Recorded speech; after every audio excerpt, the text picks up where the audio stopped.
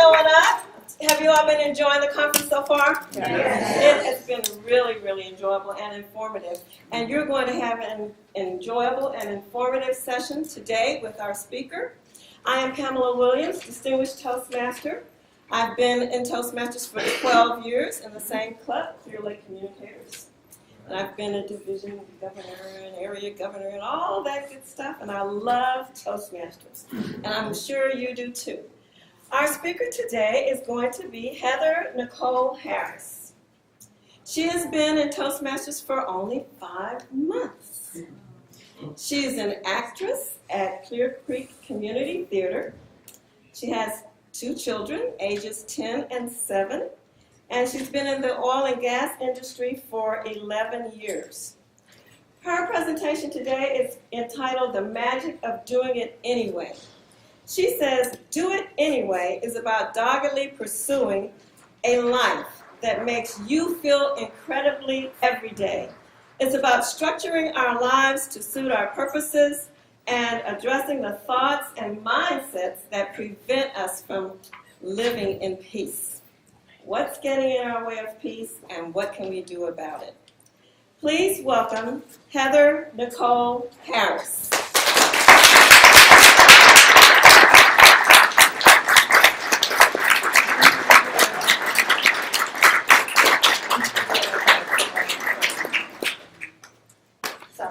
Nobody freak out, but we're going to do a little bit of reverse engineering today. We're going to do it a little theatrically at first because that's just who I am, as I've discovered over the last 2 years. Because before 2 years ago, I didn't really have all that great of an idea. I fell into a cycle that a lot of people fall into, especially women. So maybe this won't affect you, but it'll help you to understand maybe your sister better or your daughter better or something. You'll get something out of this. I graduated from Dickinson High School in 2004. This is one of the last remaining articles of clothing that I have from that time frame, actually. I was a certified nerd. I was the president of my chess club. I was in all the AP classes from physics to government. I was in theater, I was in ROTC, I was actually a senior officer for ROTC, and I took it very seriously. Then I graduated from high school, and I had this issue with social anxiety, which was kind of surprising, because, my parents said that I was quiet as a child, but the stuff that I was into weren't quiet activities. So getting out of high school and not having that comfort of the people that I had been around for the last 6 years, it hit me really hard. I had a good family though, and I was working at Walmart and went to work at BP Texas City in 2005. And 5 months later, I found out that I was pregnant with my son. Through my ex-boyfriend, no less. And he was my ex-boyfriend at the time, not my boyfriend. Yeah, it was really the brightest idea. But I love my son, Hunter. He is the most precocious and driving force in my life. So I did something else, though, because I was 19 when I got pregnant with him. Mid-20s coming, and then 21. What happens when people turn 21? Parent or not, I guess I had that inclination because that's what I did, and a lot of it. And I had excellent friends who were around me all the time. Thankfully, saved my life, brought me out of it. And one day I did just stop. But not before I got fired twice. Yep.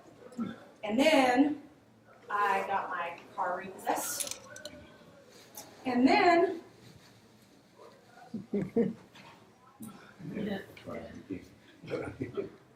bankruptcy. Filed a Chapter 13 bankruptcy when I was 22 years old.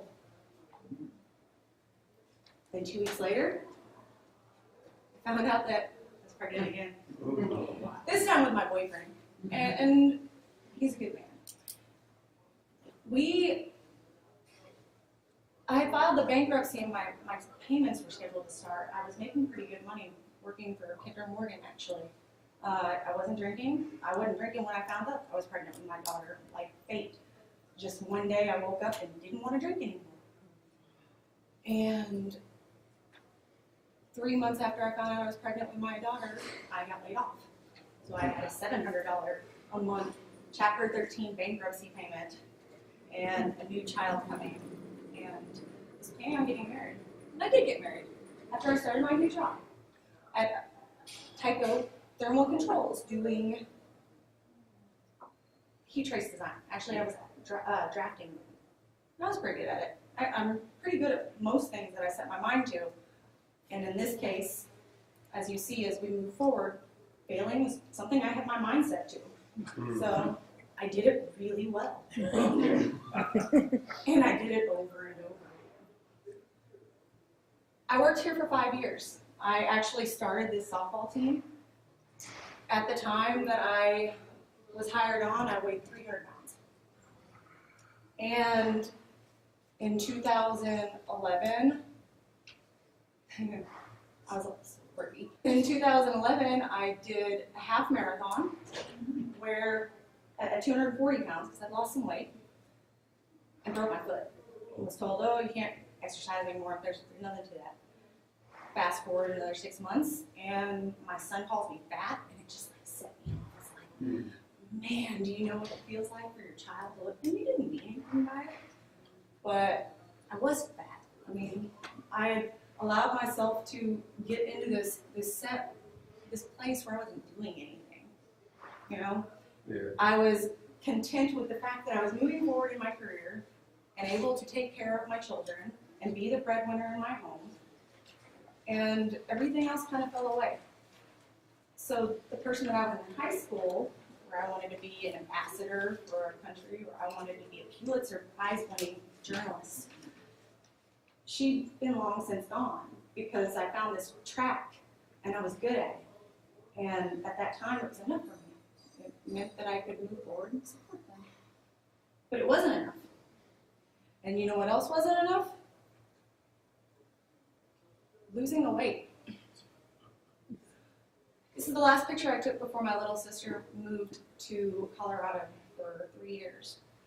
And at the same time, my mom got sick. Then my brother lived out of state. My best friend moved to Dallas. And my marriage was falling apart, and no one knew. Because that's another thing that all of this stuff has in common. No one knew anything about it. I didn't talk to anybody. I didn't talk to my mom. I didn't talk to my dad. I'm pretty close with them. I didn't talk with my sister about the fact that my marriage was falling apart, and it had been for 6 months, and she left. So something happened that severely impacted the way I looked at the rest of my life. I lost my mind. I mean, completely lost it. I thought there was a man living in my attic. You couldn't convince me that there wasn't. I heard the stomping, I heard whistling, I heard voices, and I didn't know what to do. And then, in the final moment of, like, how is this happening? I know myself better than this. You can't just wake up one day and be crazy. That's not how that works. I was driving home from San Antonio, actually, and I'd been seeing a counselor for about 6 weeks at that point, and this song came on the radio. I don't know if any of y'all listen to Christian music. Maybe. So, all I know is I'm not home yet. This is not where I belong. I heard that song, and where I was in my mental state, I was like, this isn't where I belong. I'm going home. And I thought about it. I drove home with my 2 kids in the back seat, thinking about the fact that I had a bottle full of lithium pills that had been tried on me the week before. And if I just took those, there's nothing anybody could do about it. Once I've taken them, there's no going back on that. And thankfully, I had an hour to think in the car with my kids in the back seat. And when I got home, I changed my mind. But on Monday, I told my therapist about it. And my therapist hospitalized me, which was the best thing that could have happened at that time. And I came out of it, I was so angry going in because I'm just 2 weeks out of my ex-husband leaving. So 2 weeks later, I get put into a psychiatric hospital, and my kids, my best friend who moved to Dallas, moved back down to live with me and took care of my kids that week that I was in the hospital so that I wouldn't have to tell my ex-husband. And I did tell him eventually, 18 months later, but it did happen. So I was on this downward trajectory on my weight, and that's what you saw on Facebook. Here on my social media, my life was looking pretty good, except when my dad looks at this picture, I'm pretty sure that he remembers that for the hour before it was taken, all of his doing was crying. You can see it in my eyes now that I've mentioned it. You can see it in my dad's face, because he was sitting there upset that I was upset, and I couldn't not feel upset. And I didn't want to feel upset, and I didn't want to make my dad upset, and that just made me more upset. And it was a cycle, and everyone thought, oh, you've lost all that weight. Your life is perfect, 150 pounds down. No. So develop something else. People pleasing. Yeah? How many people have you ever thought, man, maybe I people please? No, you don't have to raise your hand because it's not really that great of a trait. I Googled it one day, and I was like, wow, that's actually a thing. It actually has a associated thought pattern or belief system called codependency. We'll get into that in a moment. I was feeling pretty good about how I looked, but on the inside, I was crazy. I was bankrupt. I was going through a divorce. I was the single mom of 2 kids at that point. I had dropped out of college, and the person that graduated from high school was still upset with me, internally, and it was just all coming up. So what did I do? I couldn't be alone. I didn't know how to be alone. I couldn't eat my feelings anymore because I had vertical sleeve gastrectomy, and there's no room to eat my feelings. So I picked a different kind of care. I started dating basically a child. I was 26 at the time, and he was 20. I babysat him. Which I meant that I knew him for 10 years. I'd known him for 10 years. And I thought that meant something, but it really and it didn't mean anything. And I was an intelligent girl, but I wasn't making intelligent choices. I was making choices based out of my self-worth and how I woke up every day thinking, man, I'm crazy. Who wants to be a crazy person? How am I going to rebuild my life and have the life that I envisioned? When I started losing weight, I didn't think I was going to be single, and my social anxiety crept back up because I didn't have that stuff to hide behind anymore. And people saw me, and being seen was the scariest thing that I could have ever imagined. It was like, please don't look at me. So I didn't look really happy, but I was doing things. I left my other job because when I got back to work after 6 weeks of medical leave, everybody knew. Everybody knew that I'd been in a psychiatric hospital, and that affected the way that I was perceived and the way that work was handled. And after about 6 months of dealing with that, I was like, I can't do anymore. It's not helping me move forward. So these are the pictures that I took over the time in 2012 while I was dating that man. 3 weeks after I took this picture, he tried to kill me on my living room floor. Because he was addicted to synthetic marijuana. And I don't know if y'all know much about that. That's the stuff that caused that guy in Florida to die off the other dude's face, and it's intense. It's nothing to play with. And it changes every week. These people who you don't know. You don't know what's going to be sprayed on there. So I ended it. Then I didn't end it, extended it. My upstairs neighbors ended it, thankfully. So I bought this vehicle when I first started my job, and it got repossessed too. Because I wasn't making smart decisions. I wasn't thinking I'm a smart person. I work in engineering. I know how to do math. It's just that, I don't know, I wasn't there. I wanted to portray this lifestyle that I thought I deserved because I had been working in this industry for 7 years and I still couldn't have what I thought that people expected me to have, so I tried to have it. And it didn't work out for me. Again. So, I don't know if you're seeing a trend, but I tend to make the same mistake twice. That's usually my thing. And it was no different this time. And guess what? 2 weeks after my car got repossessed, I won Most Transformed at my 10-year high school reunion. That happened. I didn't feel very transformed. Maybe I devolved a little bit. After this, I got in a relationship with this guy I'd known 15 years. This story's even funnier, actually, maybe. He's my Sunday school teacher. He's 12 years older than me. And,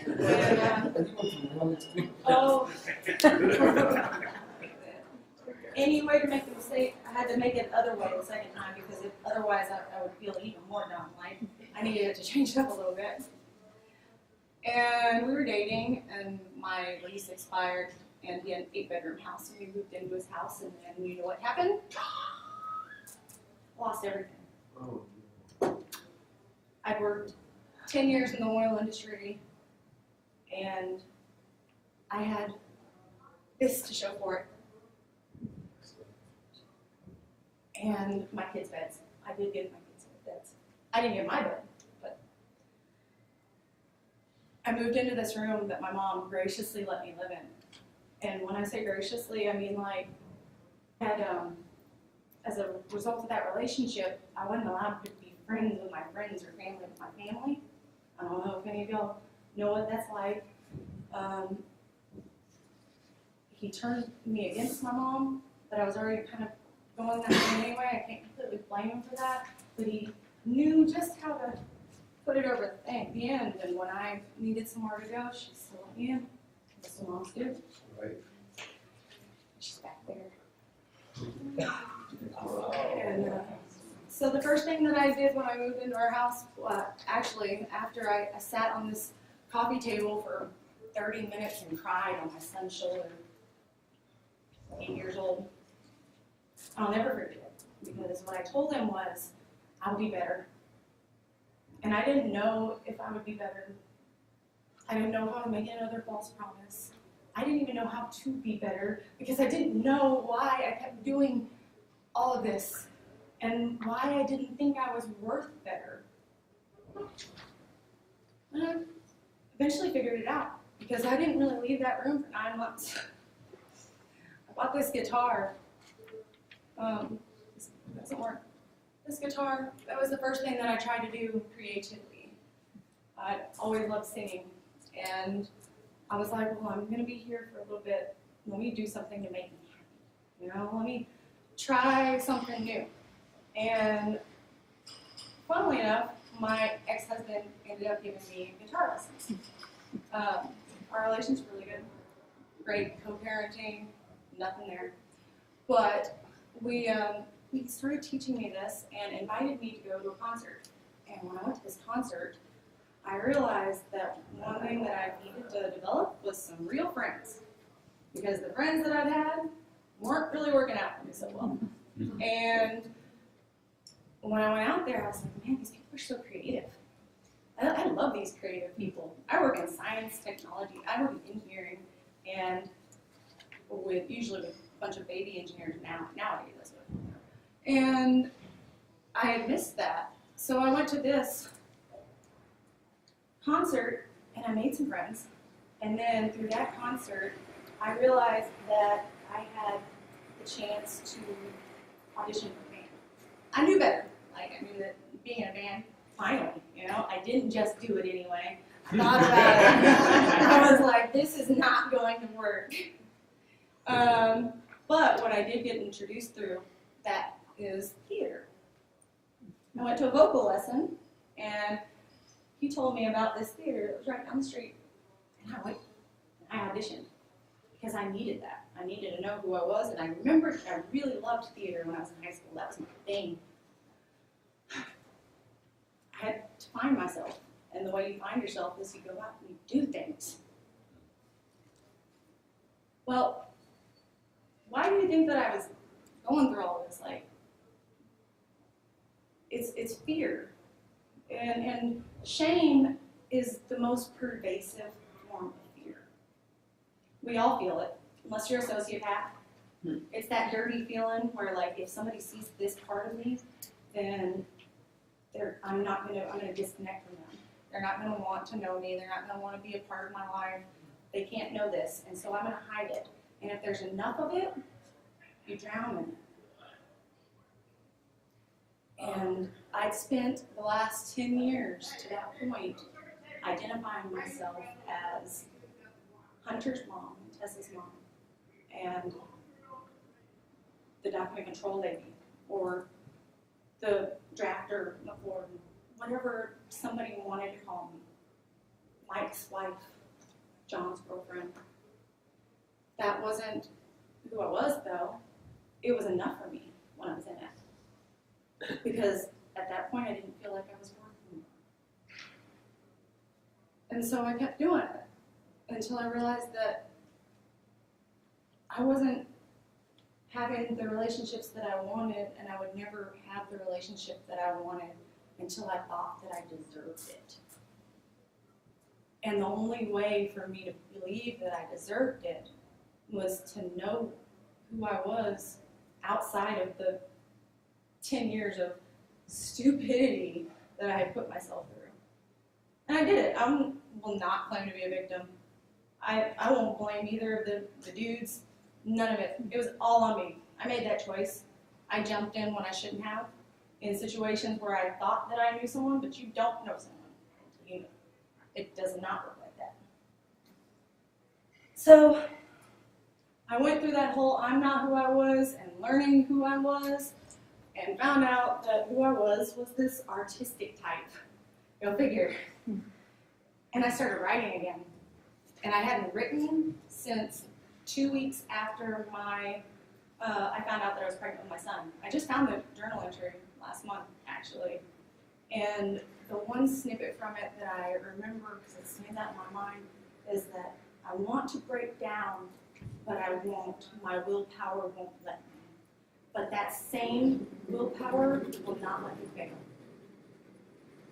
And I didn't fail in taking care of him for the most part. I mean, I came close a couple of times. When we moved into a new apartment, we started settling in. It took 9 months. 9 months of regrouping, and it was the first time I did that. You knew my old situation. How many times do you think I had to figure something out? You know, I got to figure this out. I got to figure this out. I got to figure this out. I got to figure this out. And I didn't want to figure stuff out anymore like that. I wanted a chance to just live without figuring out. And that 9 months, it gave me an opportunity to make a plan. And actually, even when I left, I didn't really believe myself. When I left my mom's house and I did this, that was my first instance of do it anyway. Because if you wait until you're perfect, or you wait until you have perfect faith in yourself, then you might wait forever. And we don't have that. And that goes for anybody with any dream. Fear holds us back from so much. But if it's something that comes and pops up in our head over and over again, it's something we want, you know? It's something that isn't going to go away. We're going to think about it and think about it and think about it until we do it. Do it. Jump in. And maybe that's the situation where you figure it out as you go along, or maybe it's something that's bigger that requires you to put it down on paper. And I've had both of those situations, and they both have their bearing and their importance, because if you're in a path where you're not doing things over and over and over and over again, you're letting yourself get stuck, then jumping in is what you need to do, because you need that momentum. But once you get to that point, faith in yourself as big as the sky. Like, what color is the sky? Blue. Okay, yeah, we all believe the sky is blue. And even if there's clouds, we still believe it's blue. And even if it's raining, we know that it's blue. And we know that it's going to be blue again. And so what I had to cultivate in myself, and what I want people to cultivate in themselves, is faith in themselves as big as the faith that they have in the sky. The sky is still blue. Because setbacks and mistakes and just idiocy, really, things that are thrown in your lap, stuff that just an unexpected bill. Life happens, but the sky's still blue and you're still capable. And you're still worth it. And it took me 9 months plus 2 years. And it's so funny because when I look back, that guitar led me here. Y'all want to know what happened with the dues? To do it anyway? Okay. So, my ex-husband invited me to a concert, and I did it. And that led me, and I was kind of like, my ex-husband, and I show up, and he's on a first date, mind you, and they're still together now, 2 years later. I go to this concert, I meet all these people, in particular a band called Blackgrass Gospel. And what else I learned is I don't really like traditional music. I like me some bluegrass with banjos and stand-up bass, and that gets me dancing and shaking and moving and grooving and happy. And then the concert, or the audition, and then the singing lessons, and then the theater. And by the time, they're from Blackgrass Gospel, by the way. See, these are my people. I love them a lot. And then me and my daughter tried out for that show. We had 2 days notice before that audition, but I decided to do it because we needed something to do together, and I was still working on expanding my community, like expanding the people that are worthwhile, creative types that are the people I know that I love. And so when we got through this show, oh yeah, she's built for the stage. So we get through this show, I was Violet Peterson, and I auditioned for another show because I wanted to. And when I started that, in between that show, those 2 shows though, I got laid off from my job at the refinery that I worked with a lot of people in that room. And when I got laid off, I didn't really know what I was going to do. But what's funny is I had applied for a job the day before I got my layoff notice. It took me 2 months to get that job, but I got it. And then, on top of that, I had applied for that same job 6 months prior, and they turned me down. They didn't even send me an email back. I called them, and they were like, oh, you don't have a degree. I'm like, "Oh." The next time I applied, I called them. I talked to the lady, and I said, this is the reason you need to look at this. And she said, no promises, but I'll try. And I said, well, that's all you ever get, no promises. And I go in, they interview me, they put me through for a second interview to be a lead designer over engineers. And in between the time that I was interviewed and hired, they filled that position internally, which is okay with me, because I still am in a position where I'm leading engineers.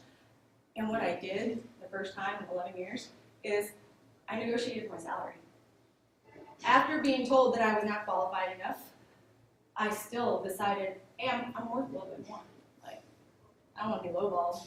And I realized that a 9 in, she made a really good point. Life shrinks or expands in proportion to one's courage.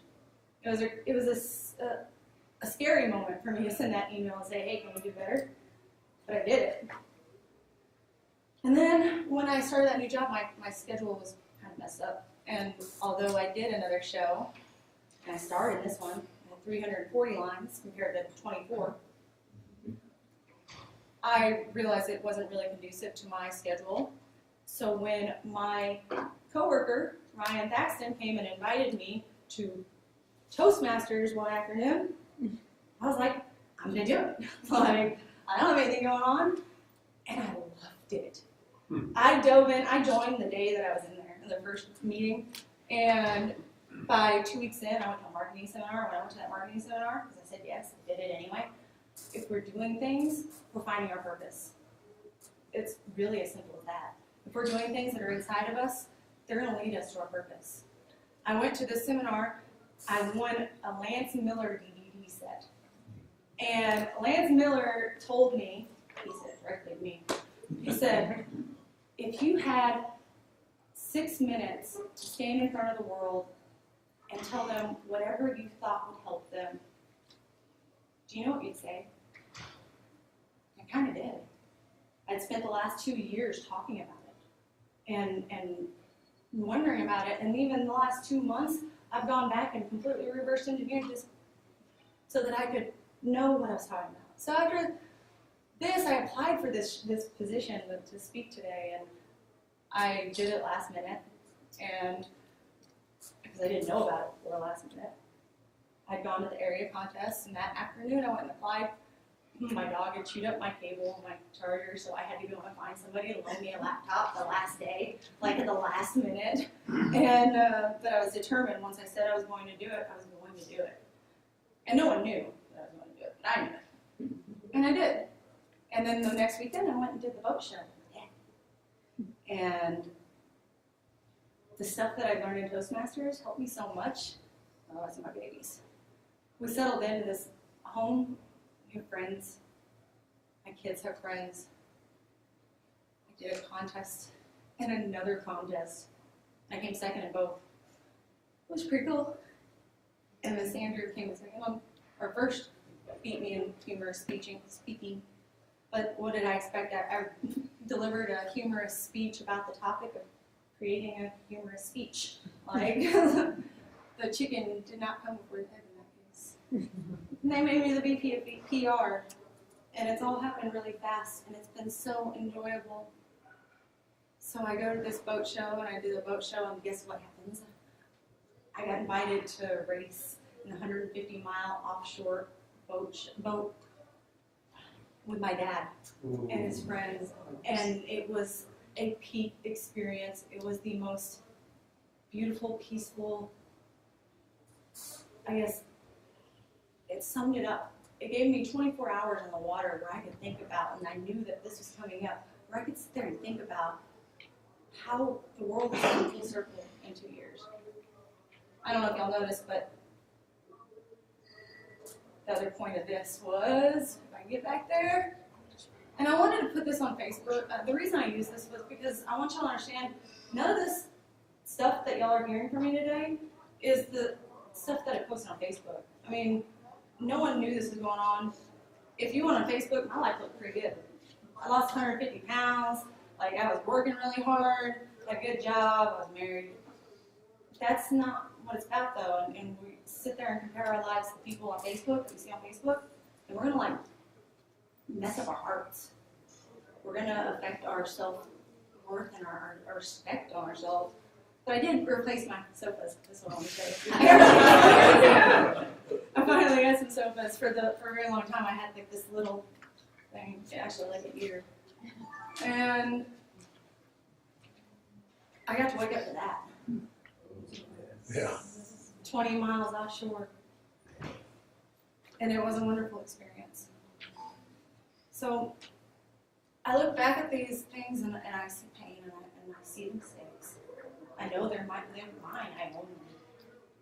But when I look in the mirror now, I see strength and the ability to maybe help someone. And all the lessons, and finally a sense of pride in the fact that I can stand up here and tell you all this. I have no dignity now, like it's gone. I just gave it away. I have very little shame now. And when you do that, it doesn't have power over you anymore. Right. So I'm no longer afraid of it. This is the chart that I want to show you because this is the funniest part of all of this. I knew how to achieve. I had my first job when I was 14 years old. I mean, coming back, this was when I got pregnant with my son, or actually this is when I had my son. And this is when I filed bankruptcy.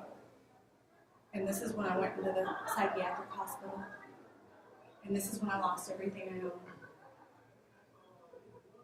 So you can't judge somebody just by one aspect of their lives, where they look like they're doing better than you, because there's so many layers. Like, they don't end.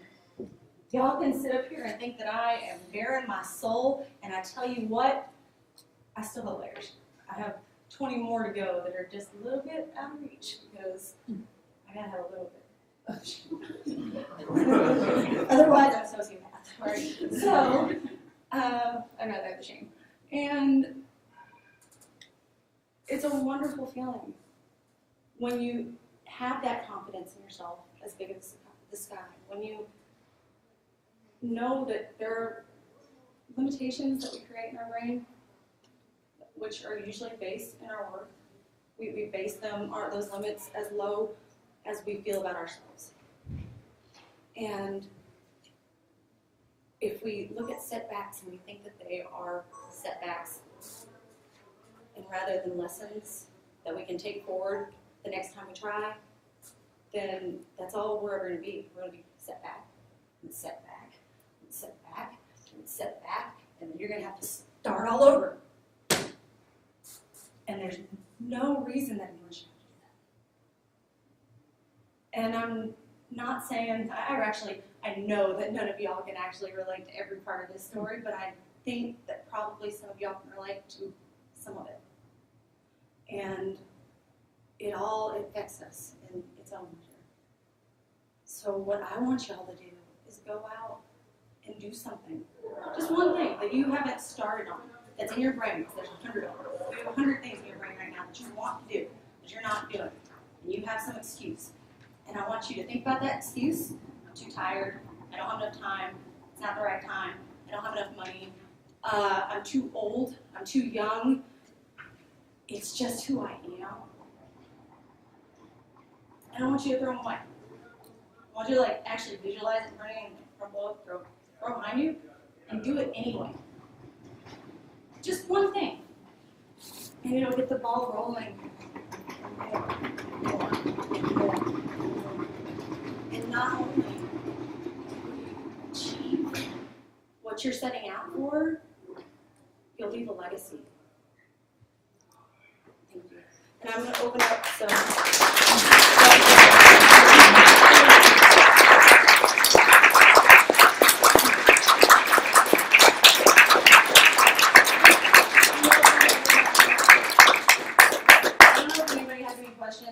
I am opening it up for it. I did tell y'all a lot, but maybe practical questions, I have answers, so. Yes, sir. As a subject for your presentation, I have one question that's if you can redo it, No, I wouldn't. what you will do differently? Not a thing. For that? I thought about that a lot in the last couple months, honestly, because I had to create this presentation and I knew that it was based on this. And honestly, the last 2 years, I've been trying to focus on the future and or actually really focus on the present. That's where I've been. I've been very present-based in the past 2 years. But looking back, every single thing, right up to the message, I can help people. I can go into a high school and talk to some teenage girls who are about to start their lives and be a freaking great cautionary tale. And tell them, dude, you have it in you. I was killing it in high school.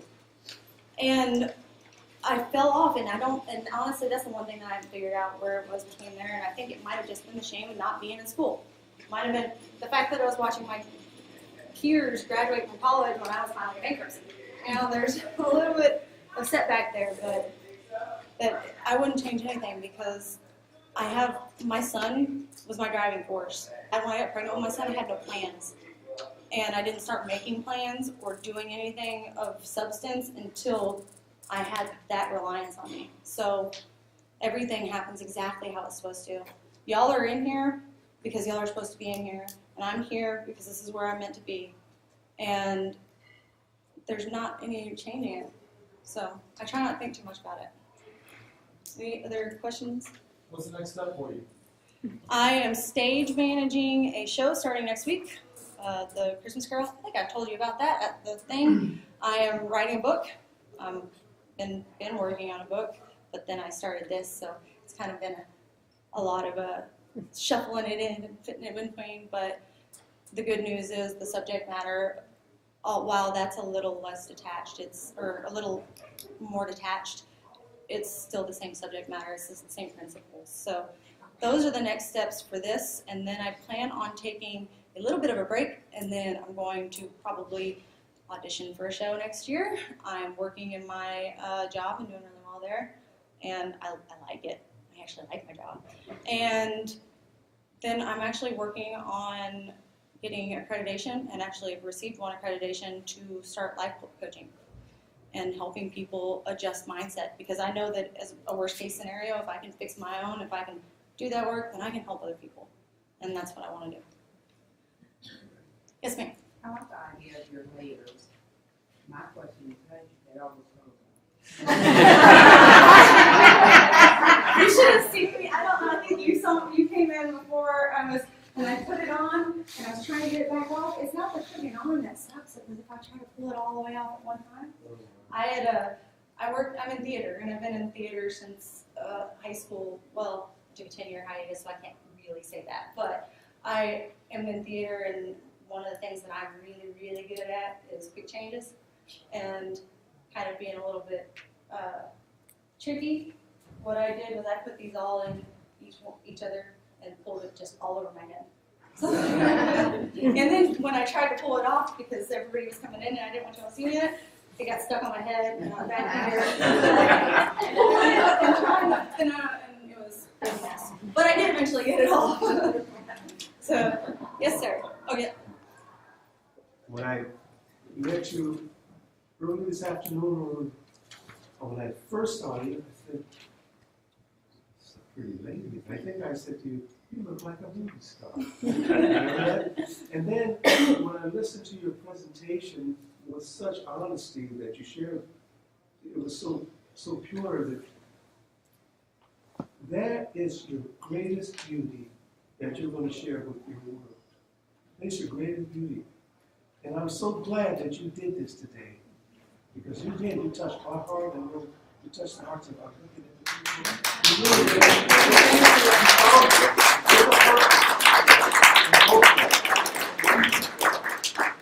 I just want to say, coming in, there's just this shine that I saw on you, and like, uh-oh.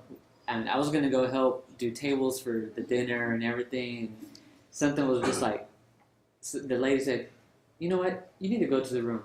And now I know why, but based on some of the themes and stuff, I now see why you're shining. Oh, thank you. Right. I just want to say thank you for being courageous and for living an authentic life. Thank I you. know it's very difficult to do that, especially in this society where everybody wants to look and appear perfect. So thank you for sharing that authenticity Well, thank you. and encouraging us to also be authentic. Let's give her another